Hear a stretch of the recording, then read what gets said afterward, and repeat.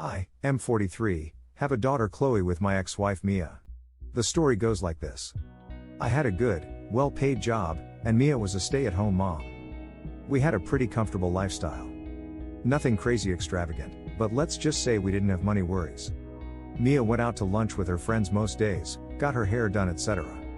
The company I worked for got into some legal/financial trouble, and had to close down.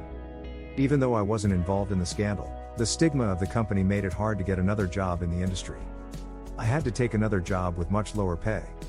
We had to cut a lot of luxuries, and this led to many fights. One day I got home from work to an empty house and a letter, saying Mia and Chloe had moved in with another man who could take better care of them and treat them like they deserved to be treated. Custody battle ensued, and we now have 50-50 custody. My career is back on track, and in fact I'm much better off, both because I earn more, and because I have less expenses for just me and 50% of Chloe. That means I have disposable income. If Chloe does well in school and helps out with a few things around the house, we do something fun on the weekend. I've also taken her on a couple of holidays abroad during the school holidays. And here comes the problem. Mia and her new man had a baby about a year after she left me. That was in 2019. The pandemic hit her husband's company hard, and he had to close down. He hasn't recovered financially, and Mia has even had to take a part-time job. Lately, I've noticed as Chloe wasn't as excited about our weekend excursions. I thought maybe she's getting a bit older and doesn't enjoy spending time with her old dad so much anymore.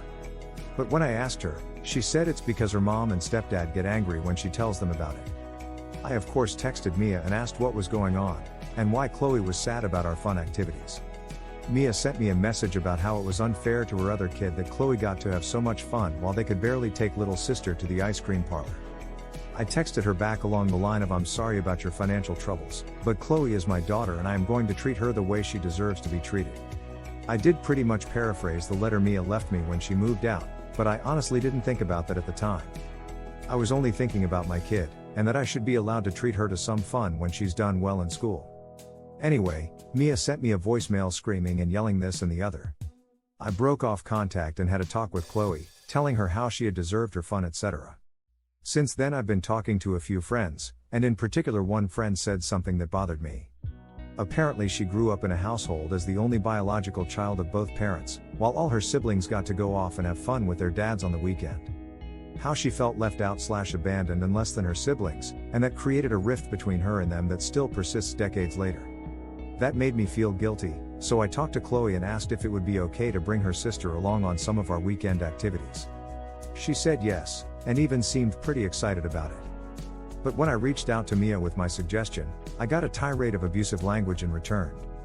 She said I was now trying to bribe not one but two of her kids away from her, how I think I'm better than them, etc. etc. I really don't think I am the a-hole for treating my daughter like she deserves, and her sister isn't really my responsibility.